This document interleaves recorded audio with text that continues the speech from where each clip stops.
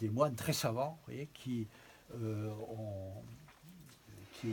avaient pour mission, par exemple, quand ils entraient dans la vie religieuse, ils devaient faire chacun, reproduire chacun, si vous voulez, le psautier. La prière se fait avec à partir des psaumes, qu'on appelle les psaumes de David. Vous voyez, donc voilà. Alors chaque langue, chaque grande tradition religieuse a traduit l'hébreu des psaumes dans sa langue. L'arabe, le persan, l'éthiopien, le copte, le grec, le latin, chaque culture, etc. Donc les moines éthiopiens, si vous voulez, écrivent leur propre psautier. Vous voyez, on en a deux. Alors sur des parchemins, vous voyez, donc, grossier. D'abord, c'est pas des parchemins. Vous voyez, donc, vous voyez, donc il a écrit son psautier.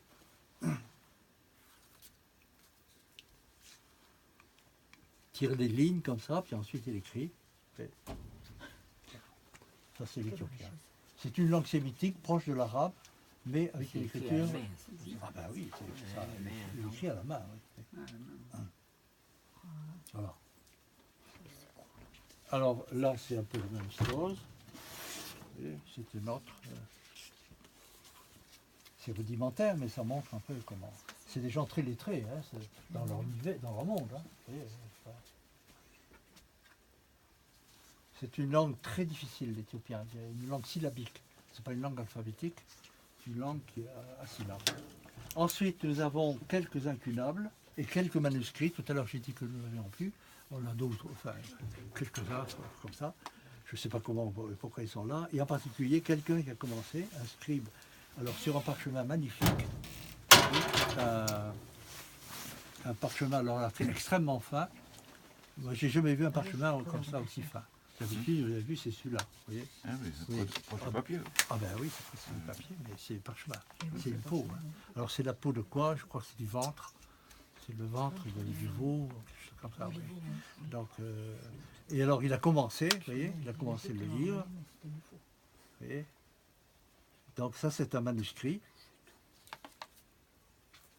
Et puis, alors il a commencé en latin, et puis ensuite il finit au français. Et donc c'est très intéressant parce qu'on a là le témoignage, si vous voulez, d'un changement linguistique.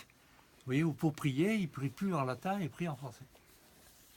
On doit être là vers 1400. Ah oui, 1400. À peu près, oui.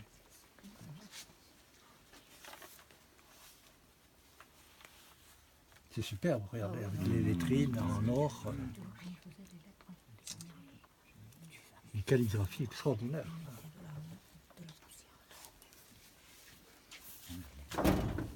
Ensuite, on a des incunables. On a aussi une Bible de 1480.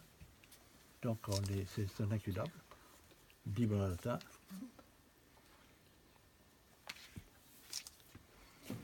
Sur deux couleurs de ce Et puis là, ici, 1474. Enfin, oui, donc voilà. Et alors, on a quelque chose d'encore plus curieux, qui est un manuscrit bouddhique sur feuille de palmier.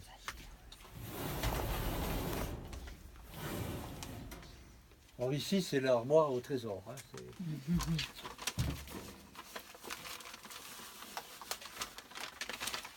alors les bouddhistes n'ont pas des livres comme nous. Ils ont des livres un peu spéciaux. Vous voyez, donc, c'est des feuilles de palmier, puisqu'ils n'écrivent pas sur des parchemins. Ils écrivent sur des feuilles de palmier, enfin en Inde ou en Birmanie. Hein, donc c'est assez lent. Alors, donc ce sont des feuilles de palmier qui sont limées, vous voyez, qui sont ça vient de Ceylan ou du Thaïlande. Enfin, et ça, ce sont les sutras, enfin les suttas, hein, comme on dit, les écritures bouddhiques, si vous voulez, qui figurent là. Vous voyez, il y a un cachet aux cordes. Et puis les Tibétains ont fait un peu la même chose, si vous voulez, mais c'est du papier pour eux. Et alors pour prier, vous voyez, donc on est ça, puis on tourne comme ça là. On ne tourne pas les livres comme ça, vous voyez. Voilà, c'est ça. Alors ça c'est rarissime.